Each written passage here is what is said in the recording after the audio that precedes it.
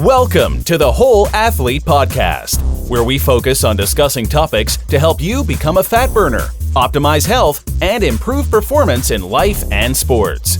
Transform the whole you from the inside out with the holistic method. Let's dive in. Here's your host, Debbie Potts. Hey everybody, it's Debbie Potts to do a Friday episode on how to improve your athletic performance. And today I'm going to talk about strength training, as I don't think enough endurance athletes are adding 20-30 minutes of strength training in, even twice a week for, a total body workout. And it doesn't have to take a long time. You don't need to go to the gym for an hour or 2 hours. You can just get in, get out with some specific movements that help train the whole body. And you want to do exercises that are going to create balance in your body. So think of the movements that you're doing if you're triathletes, swimming, biking, and running. We want to work the opposing muscle groups so we don't have these continuous imbalances. And think about your posture when you're doing a freestyle swim stroke, when you're doing cycling, bent over on the lower handlebars or in your aero bars, and think about what you're doing all day. If you're sitting in a chair, sitting in your car, we're kind of too hunched forward. Then all the people on their iPhones and just slouched over. So we really want to work on opening up the chest, opening up the hip flexors.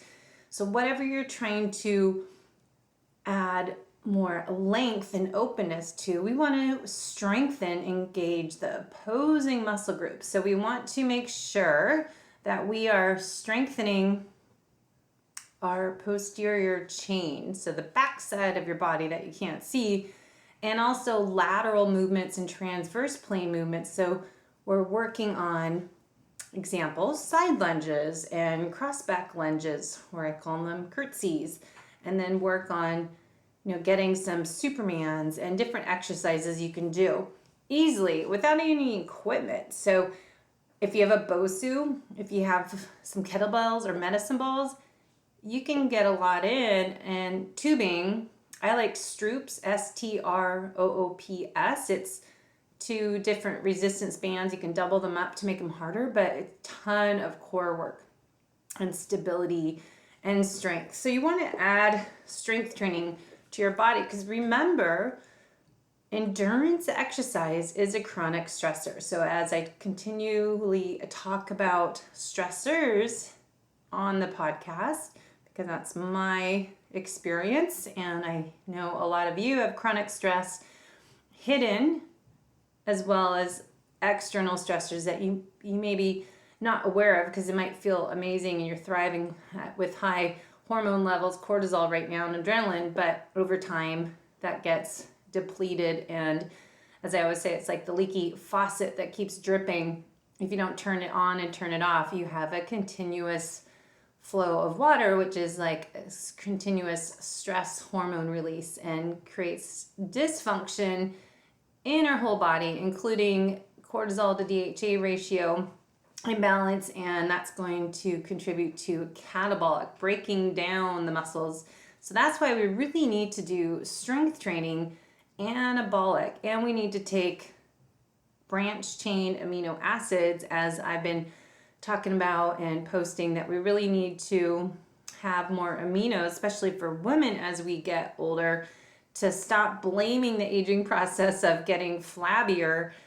Instead, work with the way your body's changing in hormones and adding more amino acids, as I like Keon having the tablets before 30 minutes of workout, and then post-workout for women 30 minutes. Men, as Dr. Stacy Sims in her book Roar says, men can go up to, I think it was 2 hours before they have their aminos, so their muscles will still soak it up. So women need about 5 to 7 grams of aminos, branch chain aminos, before and after the workout, and then maybe you'll have more later in the day and then before bed. So lifting weights, having more protein in your diet, and adding these branch chain amino acids as Keon aminos. I like the liquid drink mix afterwards of putting a scoop of the Keon powder in my drink, and I mix it with the athletic greens, and I'll have that post-workout. Lately, I've been trying to let down my guard of being fasted for so long and work on how I can improve my recovery and repair and not break down my muscles. And as I can see, I'm not as muscular as I used to be, and I like to be lean and strong, and muscle tone is important to me to feel good, and also, of course, athletic performance, but I just feel better when I'm leaner. So I'm sacrificing breaking my fast by having some Kion aminos and athletic greens, and same thing as I talked about the other week on having a little Vespa and not being scared of having some carbs or some calories, because I want to improve my athletic performance as well as recovery and repair and longevity. So anyways, the hormones I'll talk more about as I dive into my book review of Kion, or not Kion aminos, of Dr. Stacy Sims' book, Roar, because I have, let's see, 1, 2, 3, I have like 15 more pages of notes to type up for you. And then I'll do a podcast on my book notes on for women versus men. And then Dina Griffith, she's a metabolic efficiency specialist, coach, and sports nutritionist. And Aaron Carson from Boulder, they're both in Boulder area. We're going to do a podcast next week, actually, to talk about thoughts on the book review. So I have to type up all these notes because it's taken me just a few weeks to read the book, but then I went back and highlighted everything and had tabs on the book. And then I just finally finished writing all my notes from the book. Now I have to type them up in a document, then I need to podcast it for you, and then I'll have Dina and Aaron give their feedback on it. But anyways, my focus today, as I ramble on as usual, is to work on building muscle.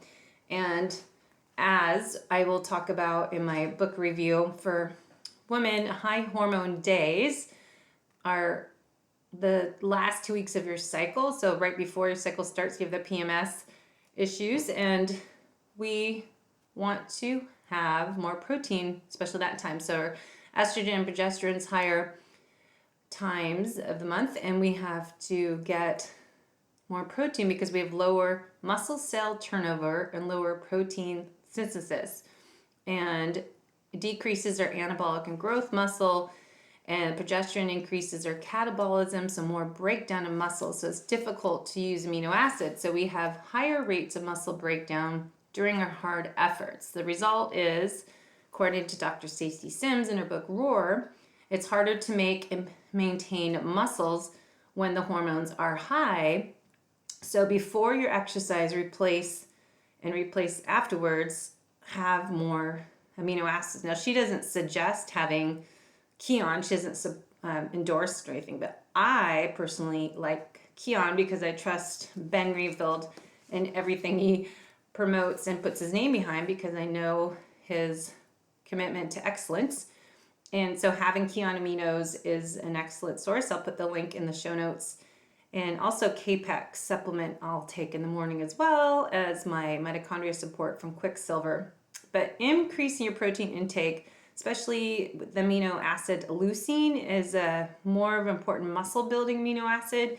And she says, Dr. Sims says in a book, the branched chain amino acids, of course, the leucine, isoleucine, and valine, but the leucine is really important part of building that muscle up. So whey protein is rich in leucine. Perhaps looking at bone broth, I thought post-workout, and having some sea salt in there, the electrolytes, hydrating as well.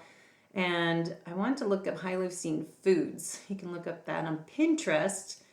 And I have the Low Carb Athlete Pinterest page that I like to save things there. But you want to trigger muscle repair and growth factors after your workout. So I'll add in here the other part of my notes. Estrogen reduces your carb burning ability and spares, or I don't even know what I wrote, limits glycogen for pregnancy. Oh, because you women, we're supposed to reproduce. And so you have to, your body kind of saves carbs for emergency. So it limits glycogen source, and then increases fat burning and fatty acid availability the last 2 weeks of your cycle. So if you're doing more high intensity training, CrossFit type of workout, you might need a little more carbs during that high hormone phase. But endurance should be great, or especially doing fat adapted athlete fasted workouts. We have more ability to break down our fat and we spare the muscle glycogen. So the last 2 weeks of your cycle, you want to do more endurance training. And during PMS, if intense exercise might be more important, to try that Vespa, I think.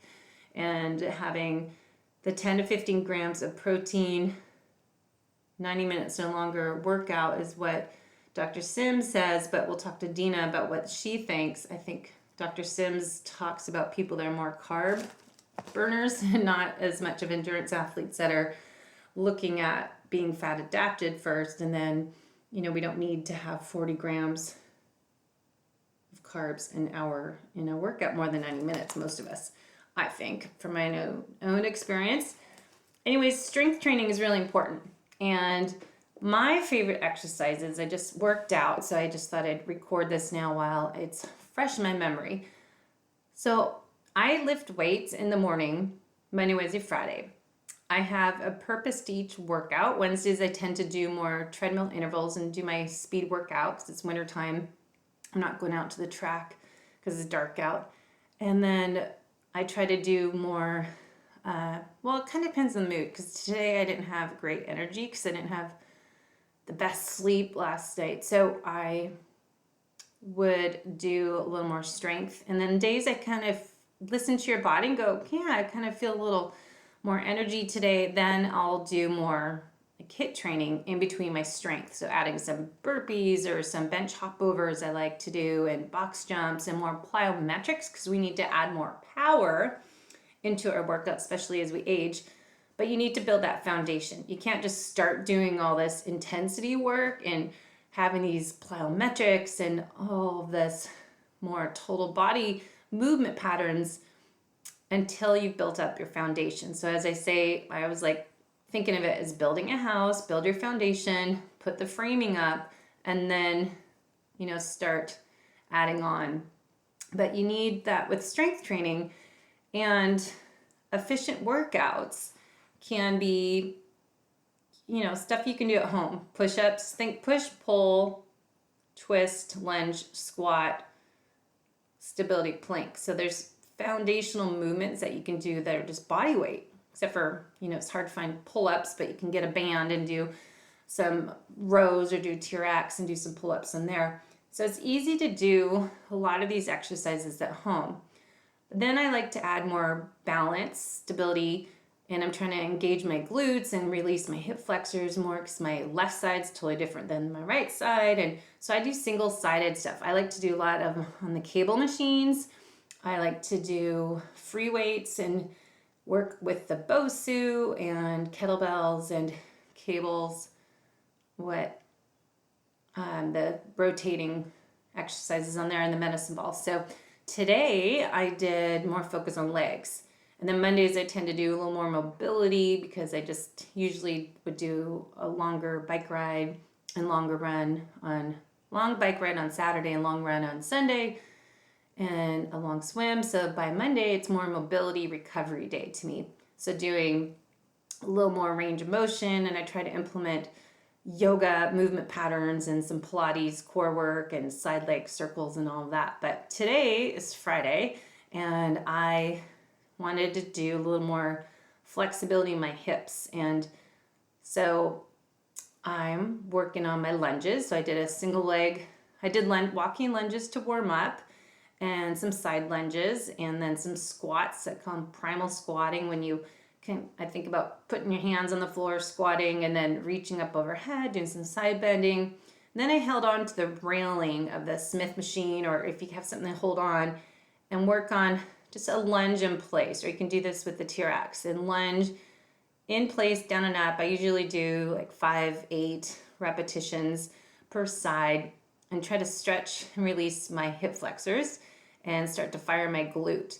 And your standing foot, I try to work on this tripod position. My friend Scott Olson taught me, like being able to lift your toes up, and your weight's in the ball of the foot, your 2 points in the ball of the foot, and then your heel is your third point. And think about, barefoot, ideally can't really do that at a gym, but having a minimal shoe and being able to spread your toes out and work your foot muscles are really important. So doing some single leg lunges and then start to do some single leg squats. So using a railing or using the T-Rex for a little stability or balance so I can really isolate my glute and get that full range of motion. A lot of people just go down quarter the way. I want you to kind of find you're going down, actually start from the floor. So if you start at the lowest point, like you're kneeling on the ground into a lunge stance, that you can come up from there. So it's called ground to standing exercises. So you're working on activating your glute, finding your balance, and lifting up. So ground to standing, GTS. So single leg squat, and then cross back squat, and then I was doing pistol leg squats, holding on to the T-Rex. But in between each set, I would go do upper body. So I would do a leg exercise, holding the railing, 1 set per side. Then I went and did single arm lat pull down. And then I would go back and did a single leg lunge with the cable row, like a high row, low, or mid row, and you can mix it up. Find what muscles you're trying to work. Most people do any pushing and pulling movements with their forearm too much, and using their neck traps. So really focus on form, as I'm kind of the form alignment queen police. I don't like people to be distracted. You have to focus on what you're doing and know, okay, what this exercise is for, what muscles am I trying to activate? So I'm trying to engage my lat, I'm trying to engage my rhomboids or my mid traps. I want to feel it in that area. So even being able to touch the muscle you're trying to fire, connect the brain to the muscle. So you want to find the right movement patterns, and then you can get the movement down, then you can add weight. So maybe the second or third or fourth set, you may be upping the weight a little bit more. So you're challenged by 10 reps. I shouldn't be able to go more than that unless you're working on an endurance exercise. But for strength, women aren't going to get big and bulky. You can work on feeling muscle fatigue at the end of the set by, adding a little bit of weight, half a plate or going up the full set, but don't keep going 1,000 reps and unless, it's in season, but right now it's a good time to work on your strength for a few months. So 1 arm row with a lunge using the cable machine. I did 1 arm lat pull down because we have the lat pull down as the separate handles because each side's totally different. My left side does different things than my right side. So imbalanced. So try to work on single-sided stuff as much as you can. And then I would go back to legs, and then I was using the T-Rex for suspended lunges. Is one of my favorites. It's very challenging, and it really identifies your areas of opportunity and what side's not firing. And so I don't hold on to the railing, but I like to do the simple exercises first, then work towards my suspended lunges on the T-Rex because I am really working on my left side to get it to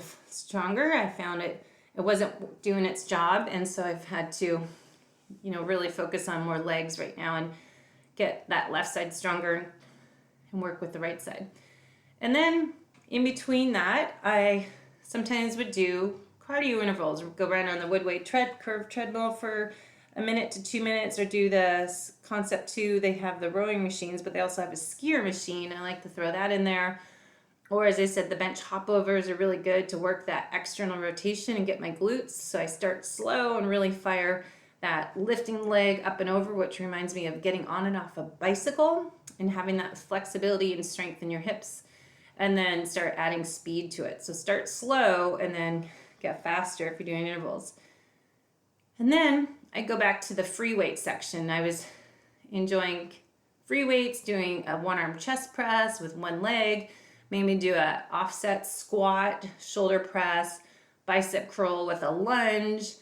I like doing the wide sumo squat, or similar for a plie for women, but doing a medicine ball or overhead weight tricep, and doing some straight arms or chops with medicine balls, but really getting the legs and the upper body together. So doing a toes turned out as a wide squat, the plie sumo squat, doing side lunges. I was doing that with kettlebell, doing reverse lunges, and adding a bicep curl on one side. So do one leg, one arm, lunge in place.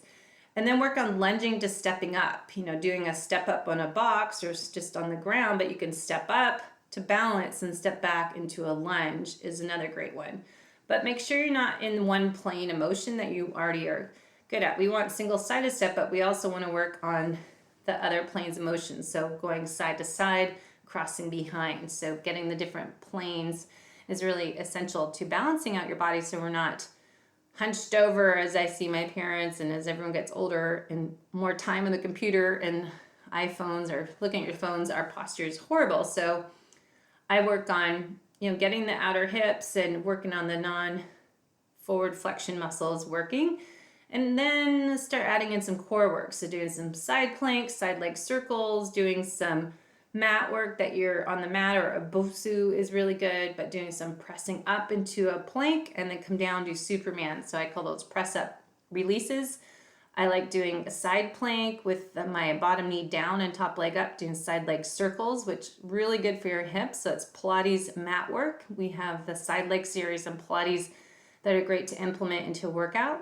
And then I like doing yoga flow movements. So doing downward dog to plank to upward dog, doing one-legged downward dog flow, going into pigeon pose and doing a lunge and rotating one arm up to that lunge side. So really adding some mobility, flexibility, and strength. So you will improve your sports performance when you have more hip mobility. So you're able to get that full range of motion and engage your glutes more when you're running, and cycling, you'll probably generate more power. And then swimming, I think it's more about not injuring your shoulders and working on getting your core to fire. So you're swimming from the core. And as I say, and I posted my swimming videos because it's always my area of opportunity to keep working on my swimming stroke, but connecting all four with a core. So your core you want to really pay attention to and make sure you're doing your planks correctly, that you feel the core working, not hanging in your shoulders and neck. Side planks, working those obliques, and then doing some bridging. I'm working on opening up the front side, strengthening that posterior chain, doing some one-legged bridging, and all sorts of stuff you can do with stability ball, bridging on there, and then single leg hamstring curls and planks and pike planks and rocking the ball body saw. There's tons of stuff with stability ball. I forgot to say as well, it's a great piece of equipment to have at home. Bosu, stability ball, bands, and a few weights. So those are some thoughts for strength training, but just make sure it's strength, mobility, stability, single-sided stuff, core work, and working all planes of motion. Now, warm up a little before. I do some leg circles, work kind of like those dirty dogs, side leg lifts, and maybe some spinal rotations, a cable machine. I like doing twists side to side like a golf swing, and doing some chops, down chops, up chops, and loosen up your body. And using a foam roller is really good. And then at the end, I liked using the power plate to stretch on, but take time out. It doesn't have to be consuming. So don't think, I don't have an hour for the gym. I go in and I can do 30 minutes. Been doing 45 minutes with little cardio intervals in the wintertime. Summertime, it'll be shorter, maybe just twice a week, because we will go outside running or start biking in the morning whenever it's light out, again in the morning at 5:30 a.m. And so it changes per season, but right now it's February and it's a great time to focus on my strength. And then I swim at lunchtime 3 days a week, and then try to do Saturday morning swim, and then I bike on a trainer right now, Tuesday, Thursdays, but eventually that will be outside Tuesday, Thursday afternoons. I'm kind of a baby with the weather. I like it warm. And then on a Saturday or Sunday, we try to ride outside 2 to 3 hours in the off season. And I must say, I'm not training for anything. It's my way of life, and it's enjoyable to me.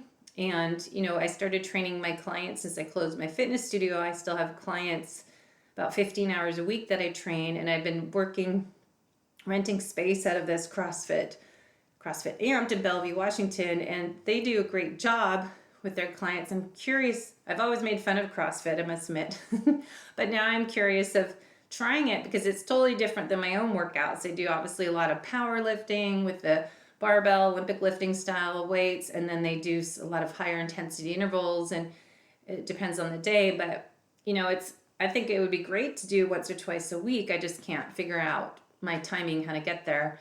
But that's, someone that does good safe training. They do a lot of mobility training and warm down. And I do believe everyone should wear a heart rate monitor and then look at your heart rate variability to make sure you recover. So you're not doing hard workouts back to back, especially if you're doing a HIIT training or a CrossFit type of workout.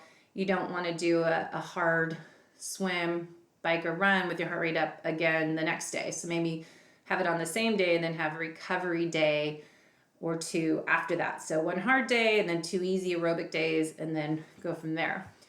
But I think, training and doing what you like to do, but just make sure you are recovering more, and find, women take a little longer to recover than men, and respect your body so you're not ignoring those red flags when you need to take a day off. And, you might realize that as for women, their cycle of the month, and when you're kind of feeling crappier, you might want to do a lower intensity workout.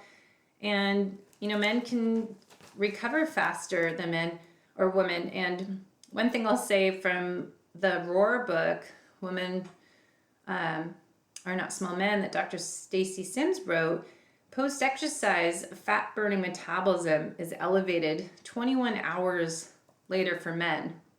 It's elevated for women 3 hours. So men have a little easier than us with their complicated hormone cycles. That's why most all the studies out there are not done on women, they're just done on men. And remember, higher progesterone levels equals more muscle breakdown. So that means catabolic, and the more cardio you're doing creates a catabolic response. So anytime you're raising more of those cortisol hormones, you're breaking your body down. So how do you balance that breakdown to building up, catabolic to anabolic? You need to lift weights and not be afraid of lifting heavy weights. I would look at your DNA Fit report using your raw data from 23andMe or Ancestry DNA, upload it into a program as DNA Fit or some other ones, and look at your exercise profile, the best type of exercise to do. My body responds to doing more the power versus endurance. So I lift heavier, less reps and more sets, and I do not get big and bulky. I just get stronger that way. I do notice I'm trying to, as I said, take more aminos because I'm not as muscular as I used to be. And instead of blaming the aging process, I think we need to enjoy the journey, embrace the process of aging up, and not say, oh, I'm getting older, this is a new normal. You can say biohack your aging process and improve that aging process by working with your hormone cycle for women and adding more protein in your diet, maybe a little more keto carnivore, and looking at your aminos before and after your workout and at nighttime, and see how you feel. It's all about, looking at the metabolic typing diet, mtdiet.com. Look at your food sensitivity labs that I do with clients. It's called MRT, food sensitivity lab. And then I combine that with the metabolic typing diet, combine that with your genetic profile. And then we use other lab tests when I'm coaching clients. It's a 90-day program, but you have to look at the whole you. Are you creating more damage than good doing your endurance training? So you need to learn how to stop, pause, reboot the system a little more often by getting the functional lab testing done at least, once a year, ideally every 6 months. You're redoing your tests to make sure you're sticking with the program and adjusting it as you go, because as your life stress changes, as the seasons change on your training and racing, if you're not racing, looking at just how to stay healthy, it's about improving your athletic performance, but looking at longevity and the aging process, I keep saying. So we have to make sure our exercise is appropriate for right now, for today, how you feel, measure your HRV, work on your recovery and repair, as I do with taking my supplements and working on the infrared sauna, use my Normatec boots, use our foam roller with the vibration in it, so the Hyper Ice, it's called my biomat, and all these different things you can do. Because what I need to stress as I post my supplements I'm taking for my mitochondria, it's really important to remember you can't out supplement poor lifestyle habits. There's only so many supplements you can take, but you need to remember to work on the nutrition, the sleep, the right amount of exercise, the right amount of stress that's good, stressors, and create homeostasis, balance. It's that Goldilocks effect for everything. Not fasting too much, not going too low carb, not being, jumping on the bandwagon, listening to what everyone else is doing. It's bio-individuality. You are your own unique self. There's no one exactly like you. So point is today to lift weights, to build up that anabolic protein, muscle building up, and work on your recovery repair, but supplementation with amino acids, but also supplement with sleep. Good quality sleep hygiene, what you're doing before bed, and getting those blue blocker glasses on, getting off social media, get off your computers after 7 p.m., stop eating 3 hours before bed. All the different things you can do to optimize your health.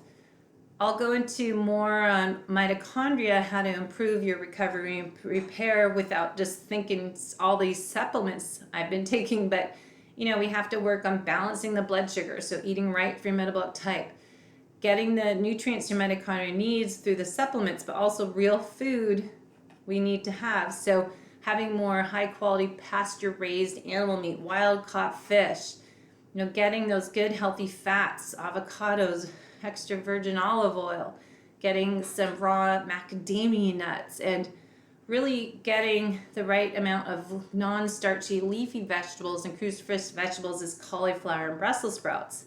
But that's where you need to also get the MRT food sensitivity lab that I do with my clients, because my client just had turmeric on there and Brussels sprouts, or it's cauliflower, something she ate all the time. So you need to know what foods are good for you.